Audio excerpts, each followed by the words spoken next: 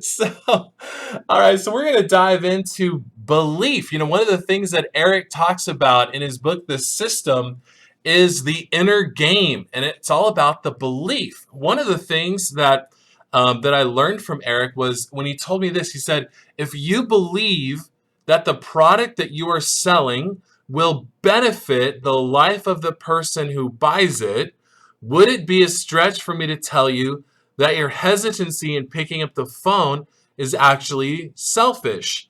And I thought that was just a mind-blowing way of looking at what I was doing, because I was looking at selling for me as a way of serving my own purposes, but then it flipped it. Just that question flipped my mindset to say, what if by me selling, I'm actually serving the people who I am, the prospects that I'm talking to, the people that are in my list, the person on the other end of the line. My selling to them is actually me serving them, because what I do will benefit their life. Now, most first-time salespeople get into sales because they're excited to try something new, or maybe the job that they had before fell through, and so they're looking to just get something, and so they're a little bit desperate. And for a lot of first-time salespeople, they have to overcome this internal belief that people think of salespeople in a negative light. And when I first started coaching with Eric, I also had that same mindset of me selling is a negative experience for the person on the other end of the line. However, when I looked at it and I said, okay, what if me selling, what if me getting the person on the other end of the line to take that next action? And for me, I sell marketing. So if it's getting a new website or building an app or launching a Facebook ad campaign, what if by me getting them to say yes to that would have a very positive impact on their life? How many people can I influence? How many people can I help to change their life, right? And even in a small way, like generating qualified leads for a salesperson, that's a big shift for people. Now, if I have the answer to someone's problem, I have the ability to make their life better. That is not an oversell, that's not hype, that is the reality. When I have something that can make someone's life better, then I have a duty to tell more and more people about it. Now, at the Branning Group, we do digital marketing for small businesses, and most of the time our sales presentation starts with simply asking where the prospect is having a hard time. We can then respond to their issues with our solutions, and if our price is within their budget, then we're providing them a key service to grow their business. Now, when their business grows, their business improves. When their financial situation improves, their family gets more financial security. Seeing that whole picture helps me feel better about my follow-up, the sales presentations that I'm giving, and just overall what I'm doing. I encourage you to do the same thing. Look at the long tail of what happens when people buy your product. Initially, it may have an immediate impact on their business, but then it goes into their finances and then into their family, or so look at it that way in terms of that long term. And then I want you to put yourself in the shoes of a prospect that you stopped following up with, maybe because they weren't answering their calls or something like that, and imagine what their life is like in 5 years from now had you not sold them. Like, if you continue to not pick up the phone call right now and try to sell them again, what negative impact will their life have by you not continuing to follow up and selling them that product? I hope that inspires you to pick up the phone and call some prospects. I know it does for me every time I think about it, because it's a really big deal. So now go sell some more, change some lives, starting with your own. And let's talk about goal setting. Now that you're passionate about selling to as many people as possible, let's talk goal setting. One of the things that I try to look at, I try to take ideas from other people and incorporate them into my own life. And for me, I have a strong Christian faith, and I looked at what Jesus did when he sent out the disciples to do their work, and he sent them out two by two. He didn't send them out one by one when it was time for them to go out and do their own ministry. Now, looking at that from a business sense, I think that's really important because those disciples, when they went out in pairs, they had accountability with the other person. They had encouragement with the other person that was sent out as their teammate, so to speak. And they pushed each other towards growing and towards their destiny. My question for you is this: do you have an accountability partner, someone who you're walking arm in arm with, someone that has your back, that is encouraging you and keeping you accountable and pushing you to be the best that you can be? If not, I believe you should. I believe that has a major impact on not just our goal setting, but also what we're able to accomplish within our goals, because we all have bad days. I have bad days, you have bad days. Even Eric probably has a bad day every once in a while. He's so bubbly. But there are things that happen. We get sidetracked, and it's important to have that accountability partner, that coach on our side that's there that can help us through it. So I just want to encourage you in that.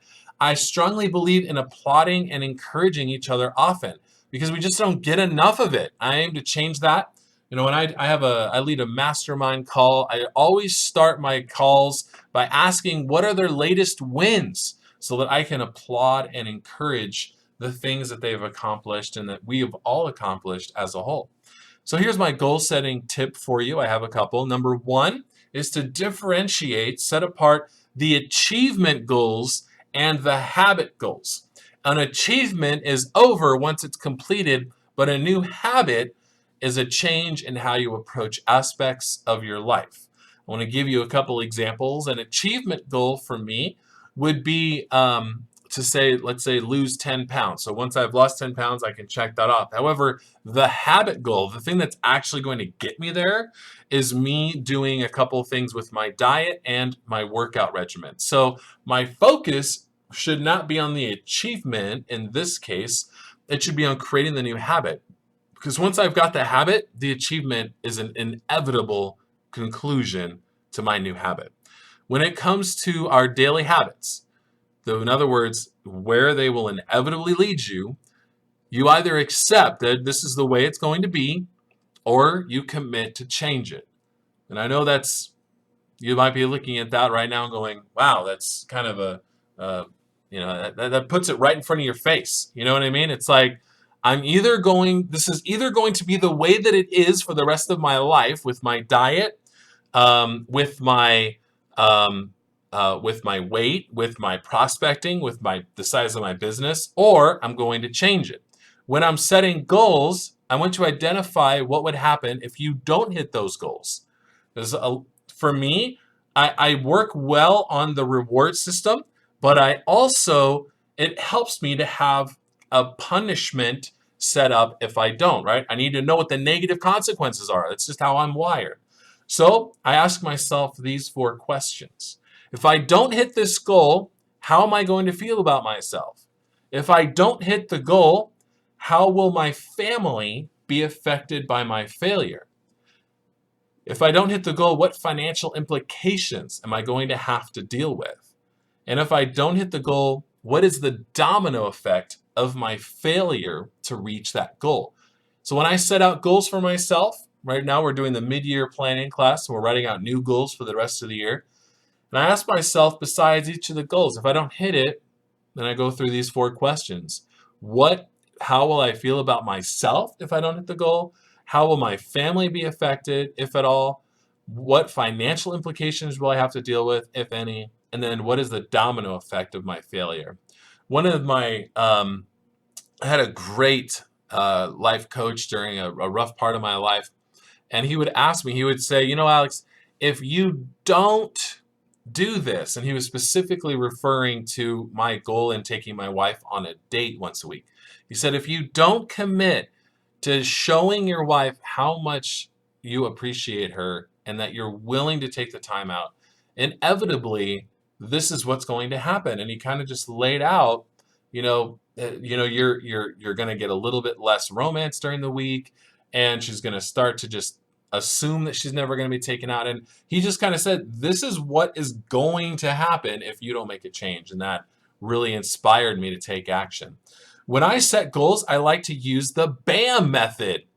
BAM. B, what is my baseline goal? A, what is my amazing goal? And M, what is my miraculous goal? So if it was in weight loss, my baseline would be 5 pounds, my amazing would be 10, and my miraculous would be 20. What that does is set me up for success. Because once I hit that first goal, I still have the A and the M to go for, to achieve. So I'm not stopping, I'm just setting a new mark. When it comes to revenue goals, the BAM method keeps me going even on months where I hit my goals early in the month. Now, stay persistent as you work on reaching your goals. Last week, I talked a lot about persistency. Go back and listen to last week's Fire Up Friday. I had 6 ways to grow your grit. And this week, I want to encourage you to strive for consistency in your goal setting, consistency in your follow-up.